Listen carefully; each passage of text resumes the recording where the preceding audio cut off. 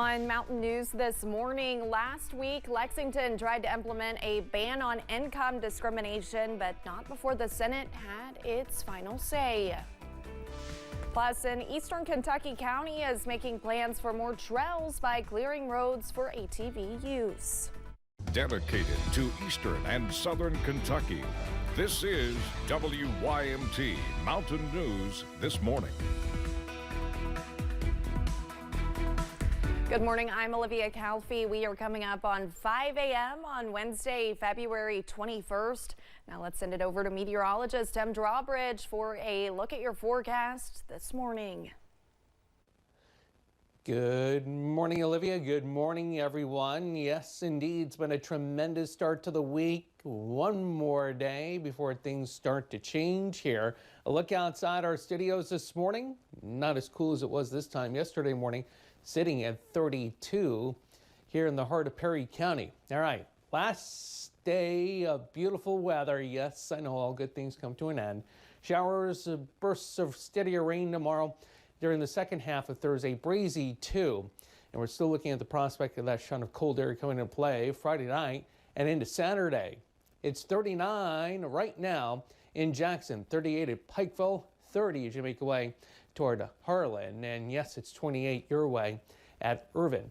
All right, satellite weather composite, clear skies across the entire region, and again with high pressure as we head through the day for your Wednesday. Again, we're going to end up having another spectacular day. Just some waves of clouds as we head through the afternoon, and a forecast high later today into the lower 60s. More about the First Alert 7-day forecast in a few moments. Olivia? All right, Tim, thank you. A wanted man from Johnson County is behind bars after running from police again. Yesterday afternoon, officers with the Prestonsburg Police Department tried to pull over a car believed to be driven by Thomas Price. They say Price then drove away and a chase went through portions of Prestonsburg. They were unable to find him until getting a call that Price was trying to break into homes and use a phone. Police eventually arrested Price after they say he broke into an elderly disabled woman's home and tried to hide. He was taken to the Floyd County Jail. Last night, the Kentucky Senate passed a bill that would prevent local governments from implementing a ban on source of income discrimination. That's when renters pay using government assistance for housing. Last week, Lexington City Council voted overwhelmingly to say that tenants cannot be discriminated against based on where their rent money comes from. Yesterday, the Senate moved quickly to put that ordinance in jeopardy. Majority Floor Leader Damon Thayer believes what Lexington did violates the Constitution. What's happening in Lexington is discrimination against the free market and men and women who are in the business of being landlords and renting property. House Bill 18 now returns to its original chamber for a concurrence vote. It will then move to the governor's desk. The Senate Standing Committee on Families and Children heard more Tuesday about the Horizons Act. Senate Bill 203 is a $300 million early childhood education proposal introduced by Senator Danny Carroll. The legislation is designed to help sustain the child care industry once post-COVID funding runs out.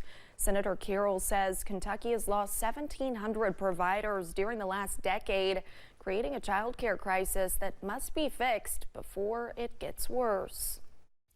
My proposal is that we don't just step up. We take a big swing at this and we knock the ball out of the park and we send a message to our kids, to our families, to our businesses, large and small, current, future, and we send a message to our providers that they're important, to our teachers that they're important. According to Kentucky youth advocates, about 20% of the state's child care centers are now at risk of closing. Pike County is making changes to some of its county's roadways to allow more travelers to hit the trails. WYMT's Buddy Forbes has more from yesterday's Pike County Fiscal Court meeting.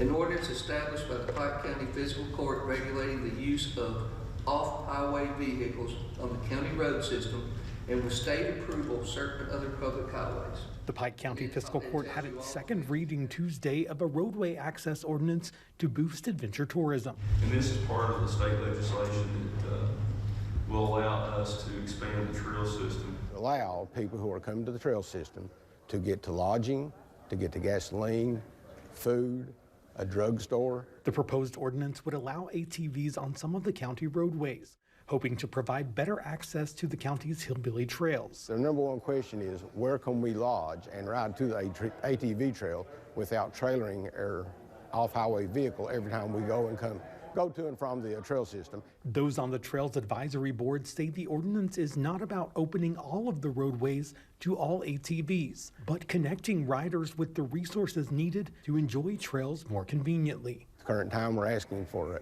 Elkhorn Creek from the south trailhead of the Hillbilly Trail system in the Elkhorn Creek area down to Elkhorn City, which is a trail town already. With a slew of safety requirements in place, like working headlights, tail lights, rear view mirrors, and insurance. If your vehicle isn't capable of being insured, you probably don't want to put it out on public highway. The county is also petitioning the Transportation Cabinet to allow access on some of the state-maintained roads to make access a priority. If we don't put these in place, we're not going to draw those riders to our trail system. Opening the roads to bring in the riders. In Pike County, Buddy Forbes, WYMT Mountain News.